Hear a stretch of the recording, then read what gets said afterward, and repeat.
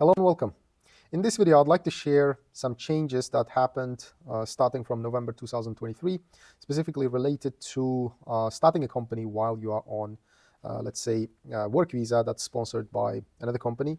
Also, when you are on a family visa, and most importantly, when you're on a student visa.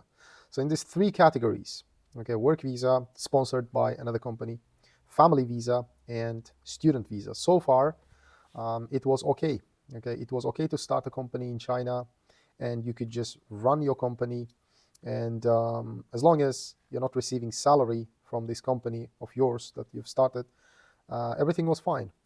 But unfortunately, things have changed. So I'd like to discuss those changes. Now, what we observe is immigration offices across Shanghai, they are implementing a new approach. That new approach is basically when you are on this visa that I counted, student, family, and work visa that's sponsored by another company, you cannot start a company as a legal person of this company. Okay, you cannot be listed as an executive of the company, even though you're not receiving a salary. Okay, so let's assume, just for illustration purposes, let's assume that you're a student here, international student studying in Shanghai at one of these universities, and you decided to start a company. Now, you're on a student visa. You can start a company, but according to new policies, you can start a company, no problem, but you cannot be listed as the company director or company supervisor for that matter, because supervisor and director, they are company executives. If you list yourself as the legal person, aka company director or the supervisor, and you start running your company, unfortunately, that is considered illegal work. And we have observed this already in few instances where people were not informed about this change, obviously, because like many things here in China, changes are not announced. You cannot just go on government website and just read all about the changes and updates. Unfortunately, that's not the case. So what we observed is a few instances people started company while on a family visa or student visa or work visa that's sponsored by another company. I mean, i.e. they are the employee for that company. And they started their own companies. Then obviously they run the company, the turnover was there was income, obviously. Although they have not been receiving any salary from their own company,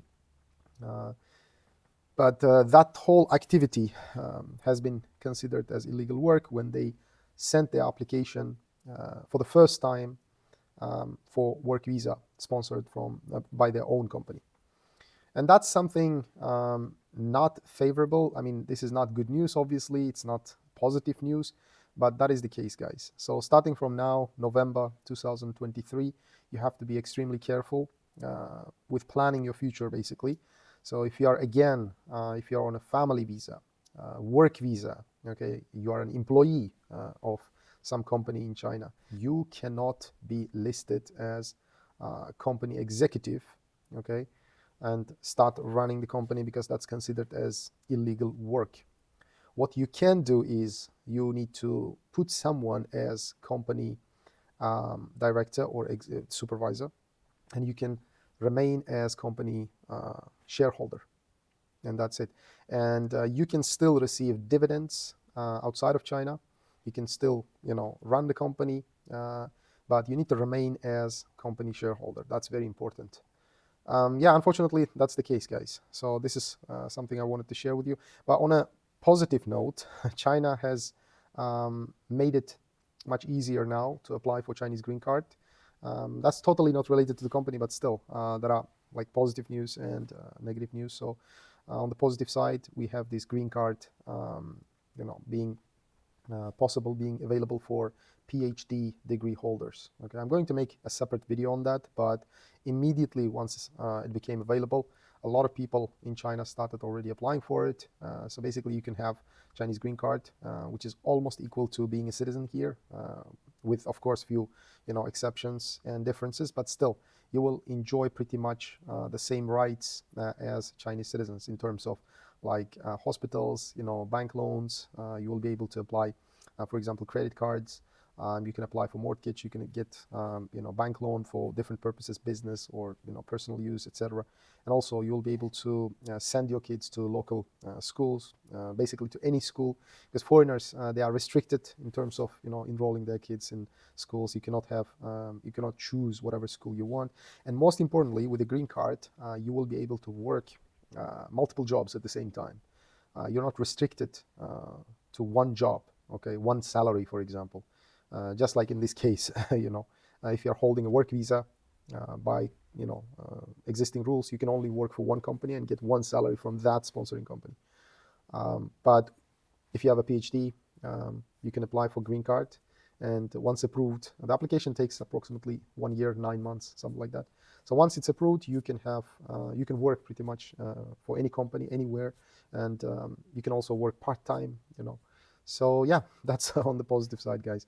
Anyway, if you would like to work with us on company formation, structuring, restructuring, opening company bank accounts, offshore accounts in China. These are called non-resident accounts in China, which became available recently. You can contact us at contact@jrandfirm.com. Or you can just visit our website. There's a contact page. You can send us a message through that page. Also, go through our services there on the website. Or you would like to schedule a call with me, you can also do that on the website, or you can visit our Calendly profile and make an appointment there. So that's it for today, and thanks for watching. I'll see you in the next one.